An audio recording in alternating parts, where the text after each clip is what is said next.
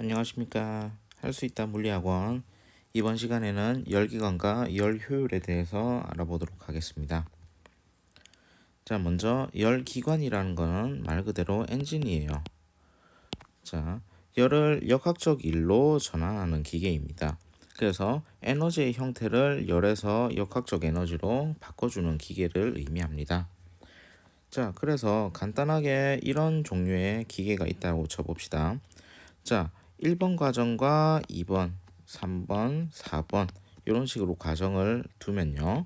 1번 과정은 부피가 변하지 않았으니까 정적 과정일 거고요. 그 다음에 2번 과정은 이제 온도가 일정하니까 등온 과정입니다. 자, TH에서 이렇게 일정하게 변화했으니까 등온 과정입니다. 자, 그 다음에 3번은요. 이제 부피가 이렇게 일정했으니까 말 그대로 또 정적 과정이고요.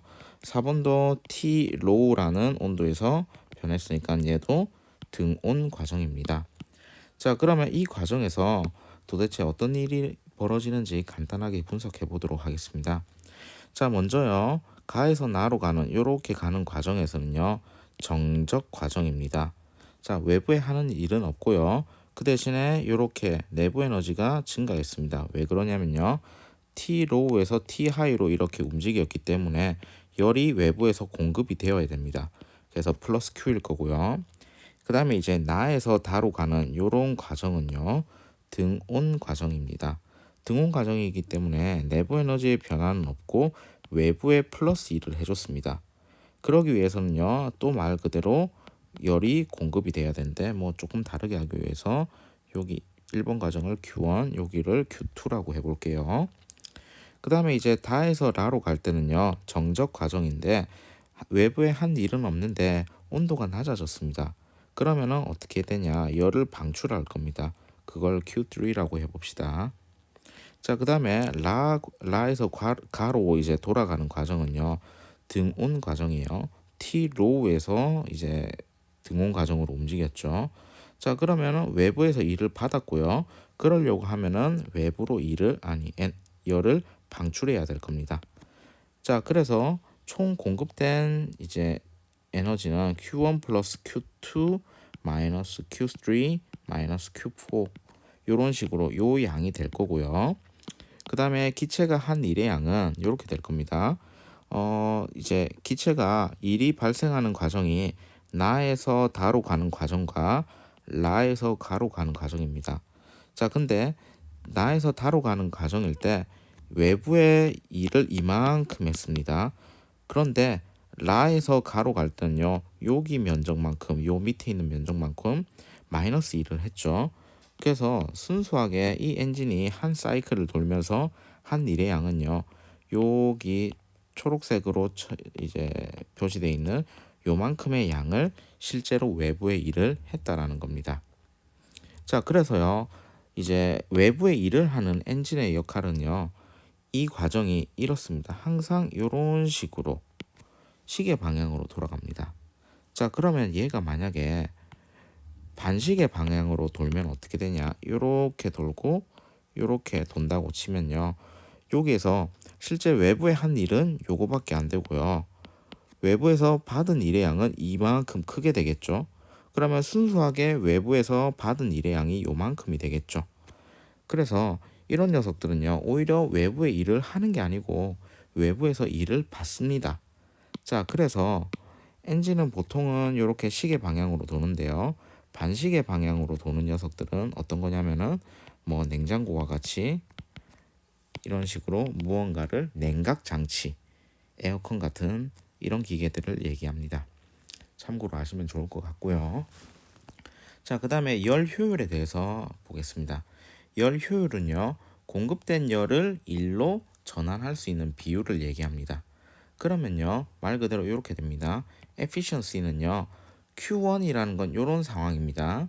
내가 고열원에서 에너지를 Q1만큼을 공급해 줬습니다. 그러면요, 이 열이 일부는 이제 엔진을 통해서 일을 하는 데 쓰이고요. 일부는 이렇게 Q2로서 저열원으로, 그러니까 뭐 대기 중이나 이런 곳으로 방출하게 됩니다. 자, 그러면요, 이거 이외에 에너지 손실이 없다고 하면요, 이제 얘네들의 에너지 관계식은 공급해준 Q1은요. 일부는 일을 하고 나머지는 Q2로 저열원으로 버린다라는 겁니다. 자, 이런 관계식이 하나 있고요. 그러면은 열 효율 efficiency를 구하기 위해서는요. 내가 공급해준 에너지 대비해서 해준 일의 양 W가 되겠죠. 근데 그 W를 Q에 대해서 풀면 어떻게 되냐면 이렇게 될 겁니다. 자, 그래서 W는 이렇게 쓸 수 있겠죠. Q1 Q2 이런 식으로 쓸 수 있고 요거를 대입해 줍니다. 그렇게 되면 Q1분의 Q1 Q2가 되고 그러면 식을 이렇게 분리할 수가 있겠죠. 그러면 1 Q1분의 Q2 이런 식으로 이제 식이 이제 정리가 됩니다. 자, 그러면요. 요 식을 이제 분석해 보면요. Q2의 값이 적을수록 요 분수가 적어지게 되겠죠.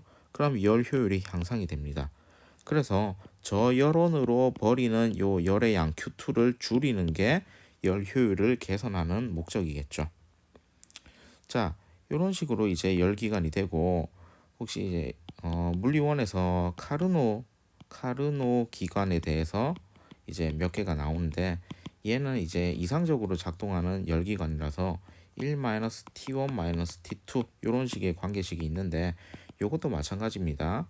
요건 카르노 기관에서만 적용이 되는 거고 요 T2 값이 적어지면 적어질수록 요 이제 분수가 적어지기 때문에 열 효율이 개선이 됩니다. 요거는 물리2에 가서 정확하게 배우도록 합시다. 자, 그래서요. 오늘은 열기관과 열 효율에 대해서 알아봤는데 열 효율이 100%가 되려면 Q2에서 이제 버리는 열이 없어야 되는데 그거는 이제 불가능합니다. 이제 그래서 제1종 연구기관에 대해서 조사해 보면 좋으실 것 같고요. 그 다음에 열 효율이 100%가 안 되는 이유는요. 이렇습니다. 이 상황에서 이니셜 스테이트라고 뭐 이렇게 등원 과정으로 이렇게 점점 파이널 스테이트로 가면요. 엔진은요.